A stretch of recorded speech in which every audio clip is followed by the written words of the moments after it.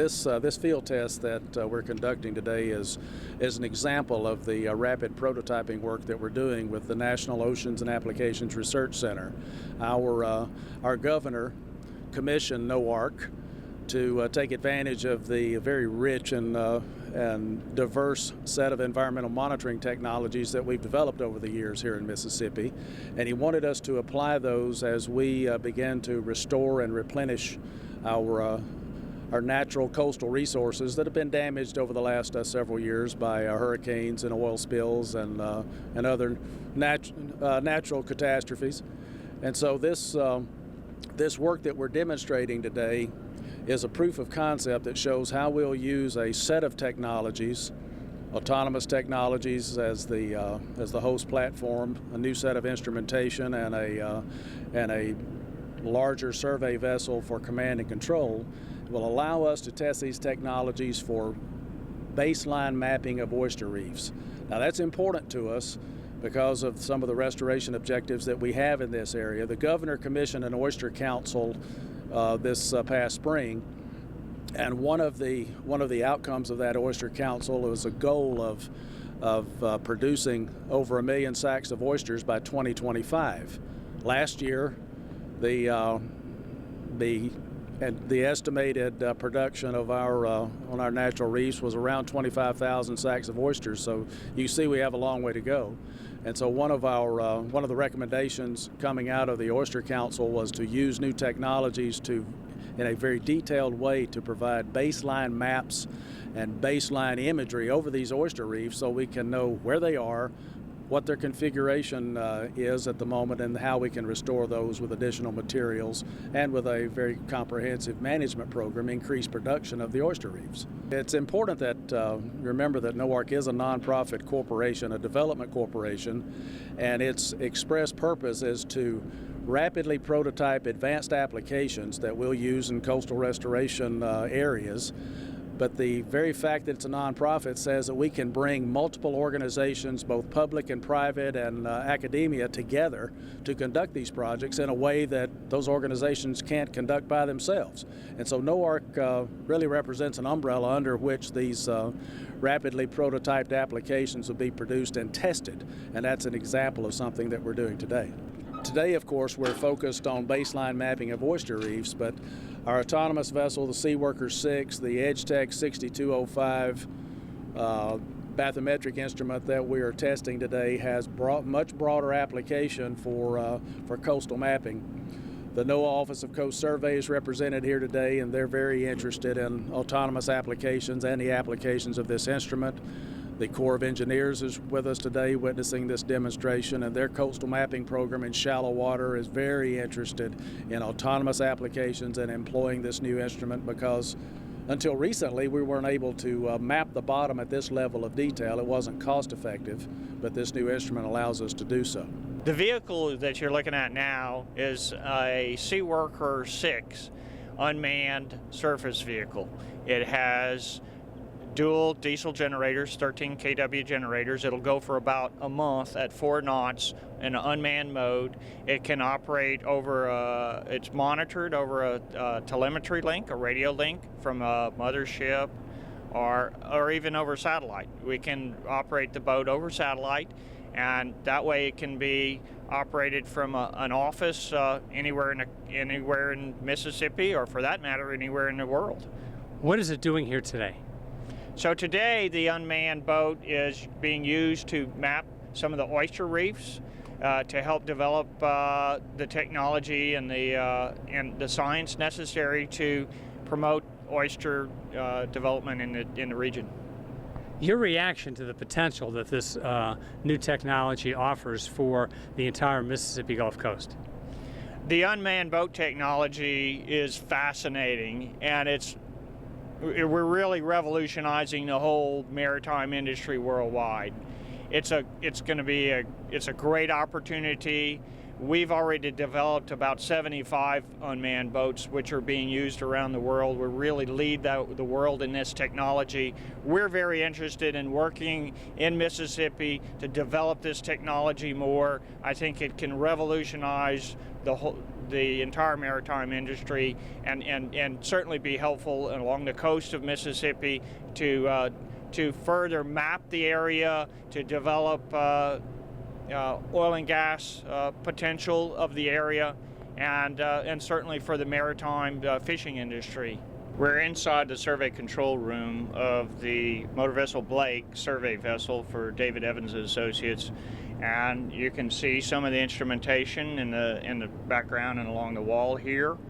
For example, on the left-hand side, this is the side scan sonar, which takes an acoustic picture of the ocean bottom. We also have our control for our GPS and monitoring our GPS positioning. Also, towards the right, we have our multi-beam sonar system, so that takes soundings across a wide swath. Soundings across a wide swath of the ocean bottom as we proceed. Now, all of that equipment is on this survey vessel. We also have an autonomous surface vehicle, or an ASV, that we're operating. As you can see here is our station for our autonomous surface vehicle, or ASV, unmanned boat. So we have a screen where we're running the survey lines and we can see where the boat is. We have a screen where we're seeing camera visuals from the unmanned boat itself. The unmanned boat will operate all by itself. He's got a hand controller, so if there's something in the way, he can deviate around. For example, a crab trap or something like that. If a buoy's on the water, he can go around it. So the unmanned boat is running adjacent survey lines to the mothership. So we're really covering twice the area that we would normally cover. This third set of screens is the sonar system that we have on the ASV, the unmanned boat.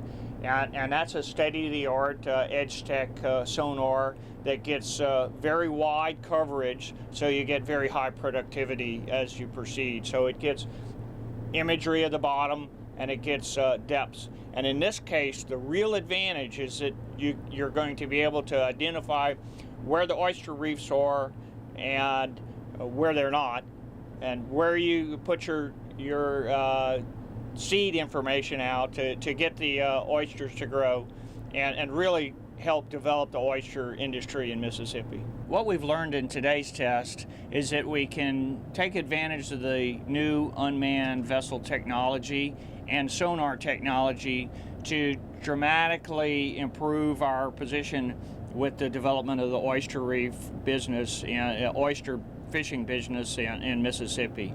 So we can map these areas in a much more efficient way with the latest technology and work with the scientists in the state to really accelerate the growth of that business.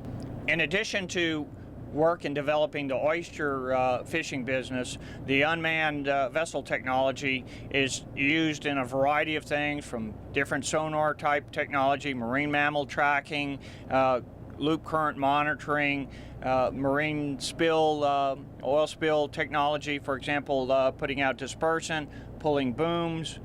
There's endless applications for the unmanned boat. Every time we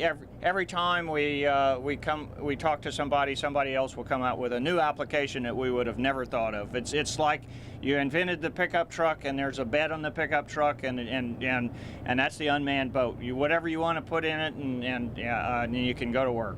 So it's really exciting. We've made 75 unmanned boats so far, and it's really revolutionizing the whole maritime industry worldwide. Mississippi is really on the cutting edge of utilizing the state-of-the-art sonar technology and unmanned vessel technology to capitalize on improving the fishing industry in Mississippi. They're really ahead of the pack by a long ways, ahead of all 50 states for sure. My reaction to what we've seen today is that we can have very comprehensive surveys done of these marine areas, much more effective than what we've had in the past. And it allows the researchers to really concentrate on what they need to do to grow this industry in a very aggressive way. The vessel that we're on here today is the survey vessel Blake. It was named after the Office of Coast Survey ship that did the first charting of the Gulf of Mexico. And the primary role of this boat is doing surveys of the Gulf in support of the National Ocean Service. Tell us about the technology that is being invoked here today. Right, so we're using side scan imagery to develop a two-dimensional wide swath image of the seafloor. And then as we're running along, we're also collecting three-dimensional depth data or bathymetric data to do three-dimensional mapping of the seafloor. Tell us about the technology that's employed here compared to what may be available in other parts of the country. How new is this technology? Multi-beam and side scan is pretty well proven technology. Probably the shallow water multi-beam really came on to full swing in the late 90s. One of the systems that the autonomous platform is using is a combined side scan bathymetric sonar system to improve the wide swath width that we can get in shallow water that we're on some of these reefs.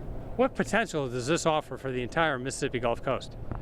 So a lot of the Mississippi Gulf Coast and Mississippi Sound is what we would call relatively shallow water. So it takes a lot of survey lines to kind of get that kind of coverage.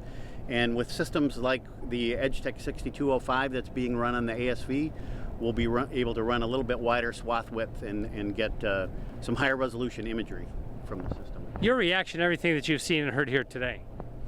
The ASV systems are still in the prove-out stage, but it's things are coming together to where we think by next year we'll be able to put some of these into production moving forward. It's certainly an increased production. You can see a large platform like this. If we can have a platform running in parallel with this, it will certainly increase production by 2 to 3 times. Today, it's exciting to see how we can utilize technology as a tool to help us better manage the natural resources and hopefully revitalize the resource that's depleted. Tell us a little bit about your office and its relationship to developing the oyster reefs in Mississippi. Yeah, our job is to manage and enhance the resource. We do that through culture plants and by monitoring the resource availability and making sure that it's not over-harvested. Tell us the status of Mississippi oysters today compared to maybe 10 years ago. There's been a pretty good decline in the last 10 years since we've had a lot of natural disasters and weather events that just have piled up and really prohibited the growth of the resource. And what potential does this new technology offer to enhancing the Mississippi resource of oysters? It can give us a better understanding of how the bottom's laid and exactly where the resource needs replenishing and where it doesn't need replenishing, and it just gives us an edge on how we do the plants and where we do the culture plants. Mississippi oysters are important because they have a big economic impact. They create a lot of jobs, and a lot of families depend on Mississippi oysters, and they're shipped all over the country, and they're highly sought after. Are you encouraged by the potential that this technology offers? I am, yes. We just witnessed the field test here at St. Joe Reef, and what we realized, what's been so impressive, is the coverage area that can be done with this autonomous vehicle. Traditionally, we have to send individual boats out with people to do soundings, to do more rudimentary way of getting the information we need. So covering more area, getting more detailed information, it's very valuable to us as resource managers. What can this mean for the Mississippi Gulf Coast? Well, it helps us prioritize our resources. What it can mean is we can more quickly know where we are with our current natural resources, and then make better management decisions to truly restore our natural resources, in this case, oyster habitat. Are you encouraged by the potential this offers?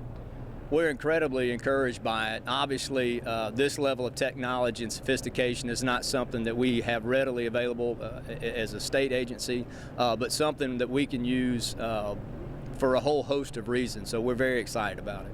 NOAA is interested in this project because new technology is really a key aspect to updating the charts and updating the waters of the coastal U.S. that we have the responsibility for. We have this enormous backlog of areas that we haven't surveyed in decades, and it's only through the use of new technology and autonomous vehicles like we're seeing today that are going to allow us to get the coverage and to get the data of these areas at a level that we can actually stay up in terms of updating our charts, keeping them relevant, and actually keeping them accurate throughout the entire Gulf Coast. After sitting through the control room, what are your observations and conclusions? Oh, sitting in the control room, you can actually see the next generation of technology right there in front of us. I mean, high resolution sonar, imaging the entire bottom, looking at the oyster reef that we're over top of right now, and seeing actually the displays of an autonomous survey vessel on one desk and the work of this survey ship, the Blake, on the other desk, working in synchronization across this wide area. We're accumulating and actually collecting data across the water bottom at a level that we've never seen before ever in terms of our history at Coast Survey. We're also seeing it done by new technology as these autonomous vessels are showing that operationally can collect far more data for weeks at a time that we can never hope with actual ships with people on board. Your feeling about the role that NOARC is playing in this project? NOARC is really on the front edge in terms of introducing technology, in terms of mapping Mississippi state waters, and that's really a key issue. After Katrina and after Deepwater Horizon, the whole effort of looking at how we can restore and improve our state waters off the Mississippi coast obviously needed the work of NOARC to introduce the technology and the advancements to actually assist in that mission. And that's really one of the key aspects I hand to the state and to NOARC in terms of recognizing that new technology used in the efforts that they're seeing in terms of coastal restoration can be a very important part and a very key resource for the future for them. I just viewed the demonstration, and I think it's wonderful to see how much technology has improved and advanced over time. What dimensions do you see to be able to use this for in the Mississippi Gulf Coast? First of all, it's great to get baseline information. As you stand out on a boat and you look, what you see is the water, and you don't see what's on the bottom. So you don't get to see all the oyster reefs, or even a crab pot that's down there, or even whether it's sand or mud. And so what this technology allows us to do is really get a view below just the surface of the water, so we can see what the habitats are that we are dealing with. The baseline information is used by us not only to look at what's there already, but ways we can restore and enhance what's there.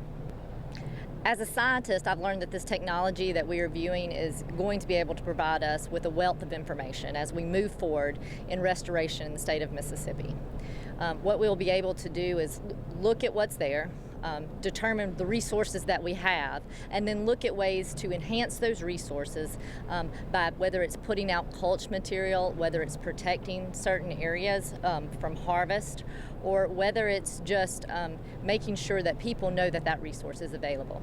I just finished watching the field test, and it's really exciting new applications of science. At University of Southern Mississippi, we train and teach hydrographers at the undergraduate and graduate level, and they come out and are going to be expected to employ these systems, and we are finding how far we can stretch science to get fascinating information of the sea bottom, and in this case looking at oyster reefs, and hopefully we'll be able to track the oyster reefs over time and see how they're surviving, and if they're thriving, understand why. If they need some help, understand where those problems might arise.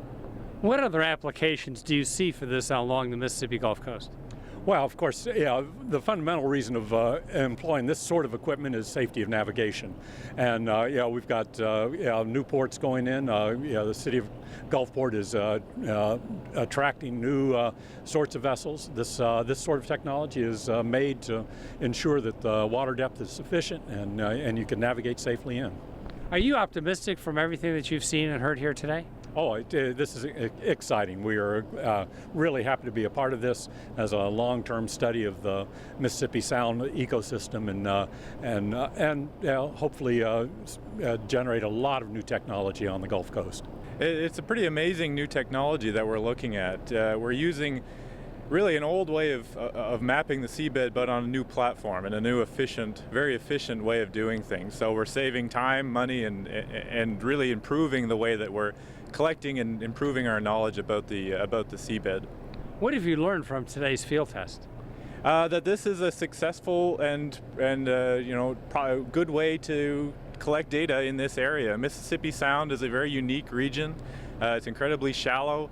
But there's a lot of diversity on what's going on the seabed. When we look out over the water, we just see the surface of the water, but there's a lot going on underneath of it. So this technology is allowing us to explore what's happening on the seabed and better understand the habitats, the environment, hazards to navigation, and so on. It's really exciting technology that's been developed and is now becoming or is operational. And it's exciting for the state of Mississippi because we given circumstances, we have to do a whole lot of monitoring, and we should be, and mapping of the Mississippi Sound. And it's a great opportunity to deploy new technology to do that more efficiently and more effectively, and at the same time proven out technologies. So I think it's important from the aspect of potential economic development for the state of Mississippi that this state embraces and is on the forefront of new technology development. And NOARC can play a role in facilitating that. What potential does this offer for the ports along the Mississippi Gulf Coast? Well, the Port of Gulfport at our last commission meeting approved a memorandum of understanding between the Port of Gulfport and NOARC. And what the port is going to provide is basically a testing ground for NOARC to do what we're doing today, but as it relates to ship channels and harbors. And so we're going to provide a platform for them to have a testing area. Basically, and so it's an exciting opportunity. The Port of Gulfport can support NOARC and support institutions like the University of Southern Mississippi and their Marine Science Department, and the applications could be endless. Hopefully they develop out the technology and ports across the country start using it. So, and it will originally been tested out at the Port of Gulfport. So it's an exciting opportunity for us. Are you optimistic about everything that you've seen and heard here today? Absolutely. I mean, this is this new age, the way the world is going, and we're extremely happy that the state of Mississippi and South Mississippi is playing a role in that. So I think there's enormous opportunities between our University of Southern Mississippi and potential development opportunities for South Mississippi through technology development and new emerging companies and that sort of thing. So we're very excited and optimistic about what this could ultimately mean in the long term to South Mississippi. The U.S. Army Corps of Engineers is heavily involved in the nation's marine highways, particularly the maintenance and operation of those systems, both inland and coastal. In Mobile District alone, we operate well over 2,000 miles of waterway, including many of our coastal ports, 7 deep draft ports along the Gulf of Mexico, and 15 or 16 shallow draft ports. So it's a pretty challenging mission to collect and analyze all the data associated with that. Well, I think this is a terrific technology that we're looking at today, evaluating for its application for the Corps mission. We, like many other federal agencies, are faced with doing more with less, and the way we've been able to do that successfully through the years is by leveraging technology and the capability of our contracting partners out there. So we think this has strong potential to fill some of the niches that we need as far as collecting coastal surveying data. Your reaction to everything that you've seen and heard? So far it's been very positive. I think it has every potential to be a good product, a good system. We're kind of excited about the possibilities it presents for us. It'll allow us to fill some gaps in our surveying information. The Mobile District operates the Joint Airborne LIDAR Bathymetric Center of Technical Expertise over here in Kill, Mississippi. And we do coastal surveying on a nationwide, really worldwide basis with our Navy partners, but we're constantly, as we deal with issues like sea level rise and so forth, seeing more and more need for this sort of data. This shows us a potential means of safely and efficiently collecting nearshore data, which is often a gap that we have to fill with conventional sonar systems. Well, it's an honor to be out here representing Senator Cochran. Oysters are such an important part of the Mississippi Gulf Coast to the economy and to the culture as well. And you know, in trying to restore the oyster population is a very important priority for the senator. And it's great that you know, that the technology and innovations that are going into that. And you know, it's just an honor to be a part of this, you know, and to be an observer to the field test that is happening today to better learn more about St. Joe Oyster Reef, and you know, and to get the necessary data and information that's required in order to help, you know, enhance it and make it more of a, you know, of an oyster production resource for the coast, and in helping to achieve the recommendations that the Oyster Council made to the governor, and then the governor's task to go out and achieve that, and everybody working together to help restore such an important natural resource. Your reaction to everything that you've seen and heard so far? You know, just, you know, a lot of intelligent people out. You know, I don't come from a scientific background, but you know, there's such a, you know, a great collection of people that put in a lot of work to really try to, and you know, and are committed to the goal of restoring the oyster production, and everybody's just working, you know, just the teamwork that's going into this. And you know, it's, you know, it's even making me want to, you know, I love raw oysters, so on a day like this is a raw oyster type day. And so, you know, and seeing you kind of take for granted about all the hard work that goes into before that plate of raw oysters, you know, gets on your plate. So, you know, just the teamwork and the collaborative effort that's gone into this, you know, that's been really impressive. We're here to test the ASV Global Sea Worker and the EdgeTech 6205 sonar, and do a survey over the St. Joe Reef and evaluate those two systems. Certainly the technologies that we're looking at offer great potential for mapping those, monitoring them, and ensuring the health of those reefs. So I think that's safe to say. What is the key technology that we're deploying here this week?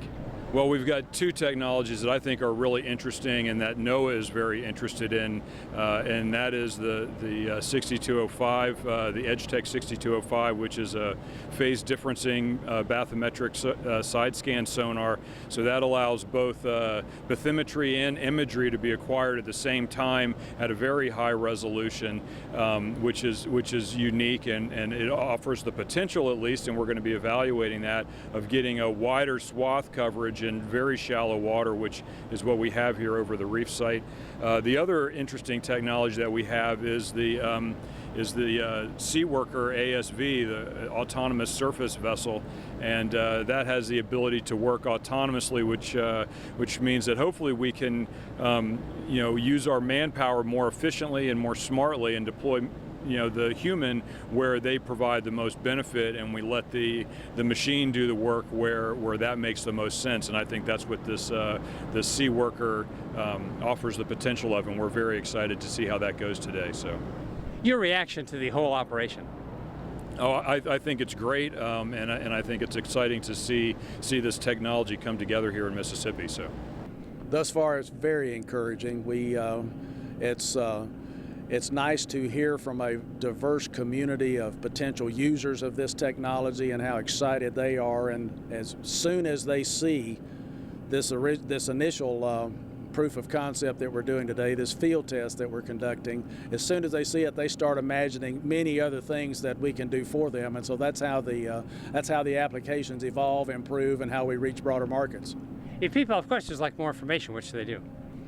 You can contact our website, www.noarc.org, and we'd be happy to enter into any discussions with you about your technologies and how we could employ them.